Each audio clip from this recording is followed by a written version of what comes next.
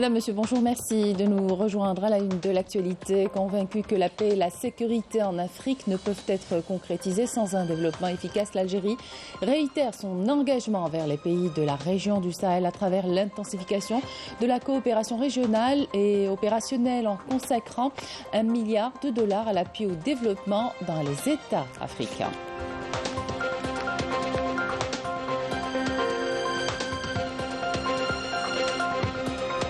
Plusieurs exploitants agricoles misent sur les technologies avancées pour dynamiser davantage ce secteur stratégique. Exemple dans ce Midi Aït Mouchen, dans une ferme intelligente gérée par des compétences algériennes et dotée d'une technologie de pointe. Il sera également question de réparation navale. L'Algérie compte en faire une branche d'excellence puisque les conditions sont réunies et préconise de ne plus envoyer, sauf exception, nos bateaux se faire réparer à l'étranger. Et puis on vous proposera à la fin du journal de découvrir les différentes Casbahs d'Algérie à travers une exposition photo au musée du Bardo réalisée par Ferida et Rania de leur voyage à travers l'Algérie. Bienvenue à tous. Convaincu que la paix et la sécurité en Afrique ne peuvent être concrétisées sans un développement efficace, l'Algérie réitère son engagement vers les pays de la région du Sahel à travers l'intensification de la coopération régionale opérationnelle et s'attelle à concrétiser les projets structurants à caractère inclusif, comme ce fut mentionné par le président de la République lors de son entretien avec les médias concernant le Mali. Une démarche affirmée par l'orientation stratégique exprimé par le président de la République en consacrant $1 milliard à l'appui du développement dans les États africains à travers l'Agence algérienne de coopération internationale pour la solidarité et le développement.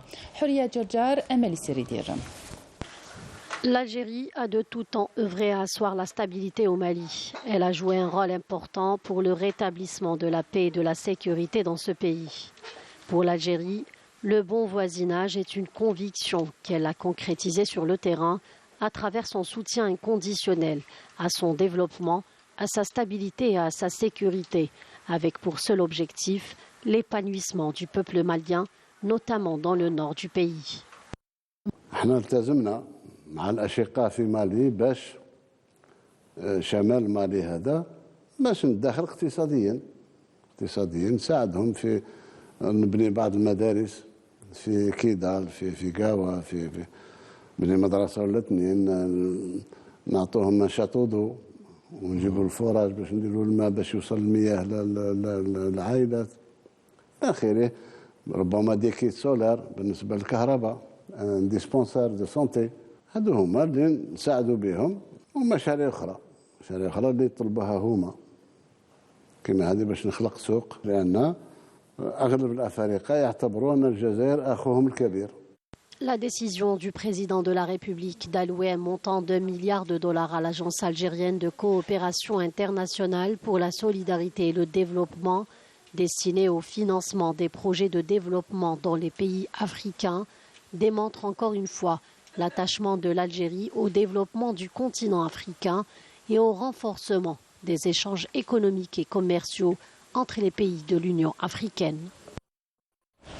Poursuite des travaux de la deuxième réunion dans le cadre des réunions de l'appel en faveur du Sahel adopté par le Parlement international lors de son premier sommet mondial sur la lutte contre le terrorisme au Centre international des conférences Abdeltif Rahel. L'accueil par l'Algérie de cette réunion avec ses partenaires des pays du Sahel à travers l'Union interparlementaire constitue une occasion pour échanger les expériences et présenter les approches susceptibles de limiter la propagation du phénomène du terrorisme en Afrique, notamment dans la région du Sahel. Les travaux de la réunion devront être sanctionnés par une série de recommandations à soumettre au sommet mondial à propos de la réponse mondiale à l'appel du Sahel. Dans l'actualité également, le ministère de l'Agriculture et du Développement rural organise aujourd'hui des ateliers pour étudier des recommandations et propositions concrètes devant permettre la promotion du secteur et ce, au niveau de la Chambre nationale de l'agriculture, l'Institut national de la recherche agronomique d'Algérie, le Centre national de contrôle et certification des semences et des plantes et la Direction générale des forêts. On vous présente cette ferme intelligente implantée dans la commune d'Erlel à Ain Mouchent, dotée d'une technologie de pointe. Cette exploitation agricole privée a pu numériser ses activités comme l'engraissement des volailles ou encore son système d'irrigation du goutte à goutte. Commentaire signé Majda Jahmoun. C'est après 2 ans de dur labeur que le propriétaire de cette exploitation agricole a pu voir enfin son projet se concrétiser.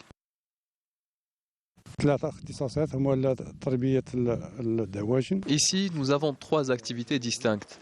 L'élevage avicole avec un abattoir et une unité de découpage et d'emballage de volailles. Nous avons également l'élevage ovin avec une unité d'engraissement moderne et bien évidemment un verger constitué principalement d'orangers et de citronniers. Une plantation irriguée grâce à un kit d'irrigation goutte à goutte automatique et contrôlé à distance. Nous avons aussi des projets en cours comme celui de la conception d'un bâtiment intelligent pour l'engraissement des poulets de chair et la réalisation d'un abattoir de volailles dont le taux d'avancement des travaux a atteint les 80%. Cet investissement prometteur mise sur sa technologie avancée pour dynamiser davantage ce secteur stratégique, une ferme intelligente qui crée de la richesse et des emplois. L'entrée en activité de cette exploitation agricole a créé plusieurs emplois. Différentes technologies ont été introduites dans cette ferme moderne et intelligente, dont l'automatisation et la numérisation de toutes les tâches propres à la ferme. Une ferme intelligente gérée par des compétences algériennes qui ambitionnent non seulement d'avoir des rendements satisfaisants pour couvrir les besoins du marché national, mais aussi d'exporter dans le futur. Parlons à présent de réparation navale. L'Algérie compte en faire une branche d'excellence puisque les conditions sont réunies en visite dans le centre de formation Bjaya Mediterranean Terminal, le premier en Afrique d'ailleurs. Le ministre des Transports Kamel Beldjoud a préconisé de ne plus envoyer, sauf exception, nos bateaux se faire réparer à l'étranger. Walid Yousfi. Ce stagiaire s'entraîne sur un simulateur qui reproduit un environnement portuaire ultra réaliste, lui permettant ainsi d'effectuer tout type de manœuvre sans prendre le moindre risque. Il s'agit d'une technique d'apprentissage mise au point par le Bjaya Mediterranean Terminal, un centre de formation spécialisé dans les métiers de manutention portuaire. C'est grâce à notre entreprise que nous avons bénéficié de cette formation, destinée à nous apprendre à manipuler un chariot élévateur. Le centre de formation que nous avons mis en place relève de l'établissement portuaire de Béjaïa. Il est équipé d'un matériel moderne dédié à l'entraînement des apprenants sur plusieurs types d'appareils. Nous proposons plusieurs types de formations à l'instar de l'ingénierie, la sécurité et l'environnement. La prochaine étape pour cette école de formation consiste à élargir son catalogue de formation et accueillir des apprenants étrangers. Cette école détient un matériel de très bonne qualité. Elle est la première en son genre au niveau africain. Il faut faire preuve d'efficacité dans sa gestion. Il nous faut aussi former les employés qui travaillent dans les mines et les travaux publics. Des cours théoriques et pratiques assurés par des formateurs expérimentés, le tout grâce à des simulateurs immersifs de dernière génération. Les stagiaires ont par la suite la possibilité de faire un stage pratique en fin de cycle au niveau du port de Béjaïa. Et de nouvelles spécialités en formation professionnelle ont été introduites cette session afin de répondre aux besoins du marché du travail, comme celle d'opérateurs de stations de dessalement d'eau de mer. Les stagiaires seront accompagnés jusqu'à leur insertion professionnelle, exemple dans un centre de formation professionnelle dans la wilaya de Boumerdes. Reportage Malika Benawicha, le commentaire est signé Majda Jahmouna. من خلال هذا التكوين راح تكونوا قادرين بعدها إن شاء الله على ممارسة المهام نتاعكم على مستوى المحطات المتواجدة Opérateur de stations de dessalement d'eau de mer, une spécialité parmi les 9 nouvelles intégrées par la direction de la formation et de l'enseignement professionnel. Elle a d'ailleurs été le choix d'Ordouane qui mise sur la disponibilité des offres d'emploi dans le domaine des ressources en eau. On m'avait parlé de cette nouvelle formation et comme j'ai un niveau terminal, j'ai pu la suivre. Cela va me permettre d'avoir un poste d'emploi stable, surtout qu'il y a des stations de dessalement d'eau à Boumagdas. Il y a plus de 152 spécialités pour cette session réparties sur 21 filières professionnelles et de nouvelles spécialités, notamment en ce qui concerne le dessalement d'eau de mer et l'agriculture. La direction de la formation et de l'enseignement professionnel veille à accompagner les stagiaires jusqu'à leur insertion professionnelle. Ce groupe de jeunes qui bénéficiaient de l'allocation chômage a pu obtenir des diplômes leur permettant de décrocher des postes d'emploi stables et même de créer leur propre projet. Je bénéficiais de l'allocation chômage. Nous avons été formés pendant 3 mois. Mon domaine, c'est la plomberie. Dieu merci, j'ai fini par obtenir mon diplôme. J'ai obtenu un diplôme en couture et mon rêve est de concrétiser mon projet. Plusieurs partenariats et conventions ont été signés entre les secteurs et les organisations au niveau de la wilaya de Boumerdès. Le but de ces conventions est de faciliter l'insertion professionnelle aux titulaires de diplômes et les intégrer dans les établissements économiques.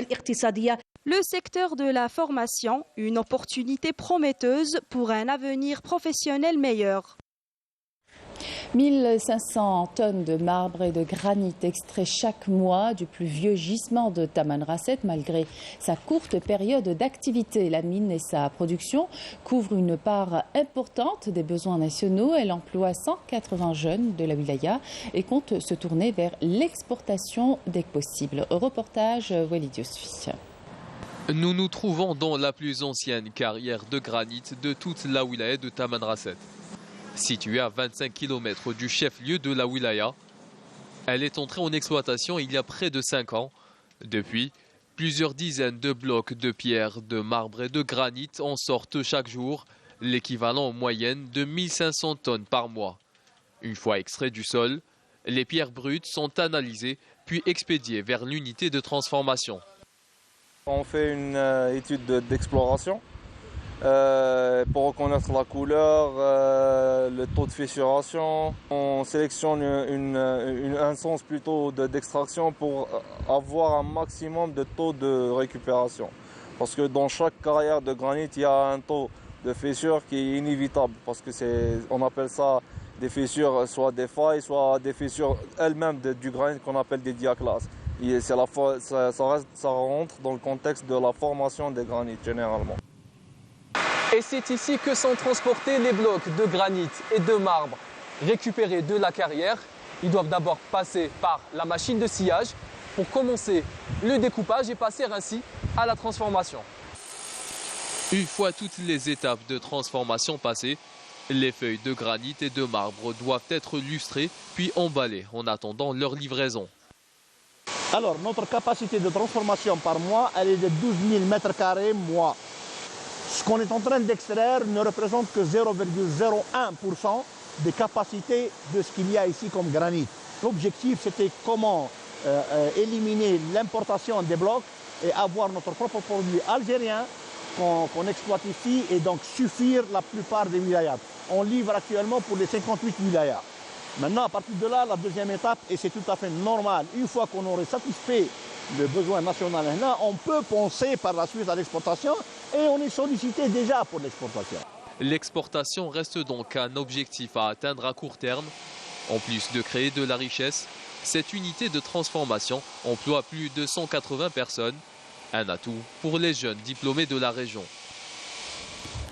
La République arabe sahraoui démocratique célèbre ce lundi le 47e anniversaire de sa proclamation sur fond d'une conjoncture particulière marquée par une escalade des combats pour la libération et le parachèvement du processus de souveraineté nationale sur tous les territoires occupés. L'ambassadeur sahraoui en Algérie, Abdelkader Taleb Omar, a déclaré que les 47 ans de lutte sont une preuve édifiante de la détermination du peuple sahraoui pour la libération de tous ces territoire, faisant échouer toutes les tentatives de l'occupant pour légitimer son occupation des terres sahraouies malgré tous les moyens abjects auxquels ce dernier a eu recours. Pour sa part, le représentant du Front Polisario en Europe et auprès de l'Union européenne, Oubi Bouchraya Bachir, a indiqué qu'en dépit des entraves imposées par l'occupation et la guerre, la République sahraoui a su accomplir de grandes réalisations au niveau interne et externe, notamment sur les plans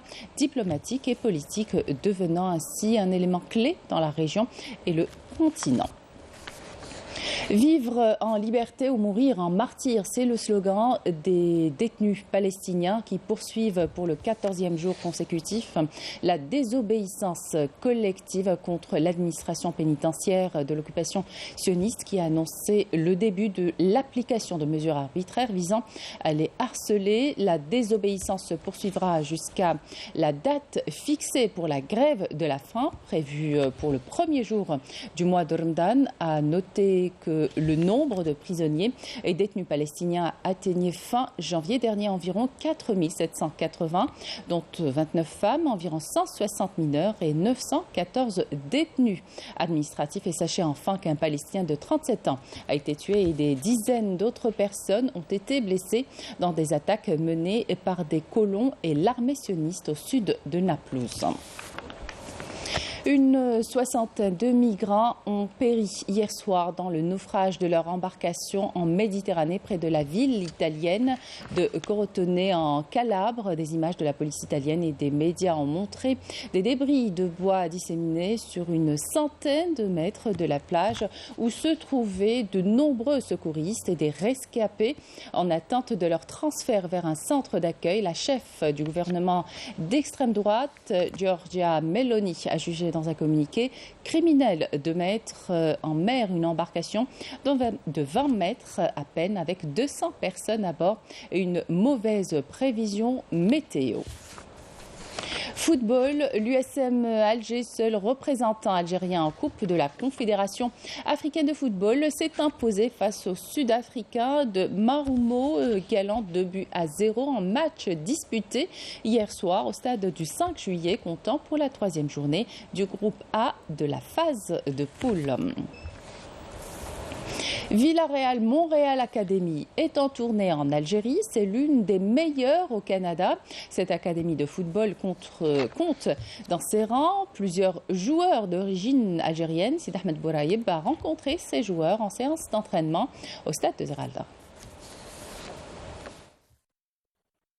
C'est sous les couleurs du sous-marin jaune, l'un des plus grands clubs espagnols, que ces jeunes joueurs se perfectionnent sous la houlette de Mohamed Lekhel et Ilyes Moualfi. Implantée au Canada, cette académie fait actuellement une tournée en Algérie du 21 février jusqu'au 8 mars prochain. C'est une académie qui a eu naissance il y a très très longtemps. C'était une académie déjà qui avait un autre nom, c'était Académie Soccer Call. Ça existe depuis quand même plusieurs années. Nous avons signé une entente de partenariat avec Villarreal depuis 2020. Ce n'est pas une académie qui accepte des joueurs débutants. On commence d'abord par au moins avoir un niveau intéressant pour qu'on puisse au moins travailler certaines bases qui sont un peu avancées par rapport aux débutants. Les jeunes footballeurs sérieux et appliqués se donnent à fond. On a beaucoup d'ambition, que ce soit moi personnel ou toute l'équipe. Alhamdoulilah, on est venu ici et Inch'Allah on va essayer de décrocher une place, que ce soit la première division avec l'équipe nationale, Inch'Allah. C'est vraiment notre but depuis qu'on est venu ici. Ouais, c'est une belle expérience. On a été très bien accueillis depuis le début. On a accès à tout, on manque de rien. On a le transport, la nourriture, le logement. Et on s'entraîne ici au stade Zeralda, très très beau stade. Et on est en train de se préparer pour les grosses équipes. Parmi les 23 joueurs du groupe, 4 sont de nationalité étrangère. Moi, je suis Gabriel Garcia et je suis originaire de Mexique, mais j'habite à Canada, Montréal. Mes ambitions pour le futur, c'est jouer dans la Ligue algérienne ou sinon avoir un club. Arriver professionnel, c'est mon rêve. Et depuis que je suis petit, je rêve avec ça. Si aussi possible, arriver un jour à la sélection de mon pays. Retourner en Algérie, c'est toujours un moment riche en émotions.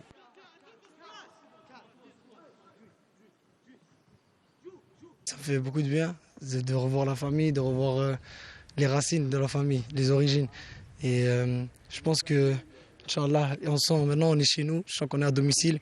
Et même si on joue contre n'importe quelle équipe ici, on va leur montrer que c'est pas n'importe qui pourra nous battre. C'est la terre de ma famille. Puis c'est là ici qu'il y a le football, le vrai football. Ça nous fait un grand souvenir parce qu'on faisait nos préparations ici. Et pas seulement ça, mais on a retrouvé pas mal de jeunes joueurs qui jouent avec nous et qui sont venus ici nous rendre visite. Et ça, pour moi, c'est revivre les 16-17 ans. Pour moi, c'est énorme. C'est énorme. 44 ans après, je me retrouve à la même place que les jeunes aujourd'hui. Je pense qu'au même âge. Je pense que pour moi, c'est quelque chose de mémorable. Avant de reprendre la destination du Québec, les joueurs de l'Académie croiseront le fer avec les U17 de la sélection nationale, du Mouloudia d'Alger et du Parado Athletic Club. Et pour terminer, on vous propose de découvrir les Kasbah de l'Algérie à travers une exposition de photographies réalisée par Farida et Rania. Les deux jeunes femmes ont sillonné plusieurs villes algériennes, Delis, Meliana, Gardaya et bien d'autres, et sont revenus avec des clichés pleins d'émotions. Et c'est au musée du Bardo que vous pourrez les découvrir. Lamia Boudbouda s'y est rendue. Regardez.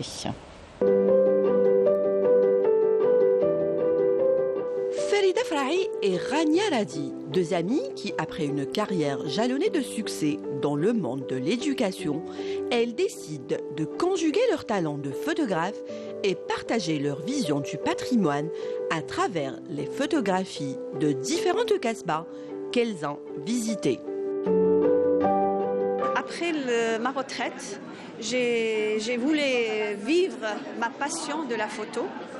J'ai pris des petites formations avec des amis et on a fait des petits voyages, des randonnées sur Alger, à Kasbah, à l'est, à l'ouest, au sud. Et tout en sillonnant en Algérie, on a pu capter les merveilles de l'Algérie. Adji Tahouss fi Kasbah est une invitation au voyage. 32 photographies nous narrent l'histoire et la beauté de ces cités millénaires, à commencer par celui de la capitale, Sibet Cherchel, Meliana, Delis, Gardaya, Biskra, Mila, Beniyeni, sans oublier Borj Zemoura et la Suiqa de Constantine. يقول لك اجي تحوس في قصبه اجي تحوس معنا في قصبه j'ai pas précisé d'ailleurs c'est écrit قصبه 3 points de suspension et un point d'exclamation donc هنا il faut réfléchir وعلاه هاديه d'ailleurs بدينا من باسون 23 وطلعنا طالعين لحقنا لسيدي رمضان جينيرالمون كي نلحقوا سيدي رمضان نديروا البوز كي لحقنا لسيدي رمضان انا قاعدين نقصروا علاش نقصروا بلي en Algérie il n'y a pas que la Kasbah d'Alger en Algérie il y a d'autres Kasbah parmi ما نقدرش نجيبهم كامل parmi ces Kasbah كاين قصيبه باسكو هنايا سي لابيلاسيون كي شانج يعني لو كومان بين هاد القصبات هادوما وشنو هما من هاد لي مدينه سي l'architecture. En marge de l'exposition, les deux artistes proposent des ateliers de coloriage et de dessin aux enfants. Il y a des ateliers pour enfants qui sont liés à l'exposition sur le dessin et le coloriage. Ils vont colorier. On a pris les photos, on les a mis en croquis. Alors les enfants vont dessiner ou colorier. Ils vont chercher leurs photos parmi les photos exposées. On va leur prendre un souvenir. Un vernissage auquel a assisté les proches et amoureux de cet art. Une très belle exposition. Et c'est des filles qui ont toujours parcouru la Qasba, donc ils connaissent les lieux. Elles ont su reprendre les couleurs, l'ancienneté de la Qasba, tout ce qui se passe là-bas, tout ce qui vit. عندها روح القصبة عندها الروح عندها الروح. عاشوا فيها des siècles et des siècles, des générations et des peuples. Donc عندها رويحة. On la sent. Hein. C'est pour ça que le Qub al-Waqala a été inventé. C'est pour ça qu'ils vivaient de tous les gens, du réel et du rêve. Ils ont effectué un travail magnifique. C'est très sincère, on voit leur touche qui est magnifique. Des contrastes, on voit leur travail qui est différent parce que je connais Madame Karima et je connais Madame Aladi. Et moi en tant que photographe, je leur souhaite énormément de succès et j'espère que ce ne sera pas la dernière fois. Avis aux amoureux de la photographie, l'exposition dure jusqu'au 8 mars, soyez nombreux.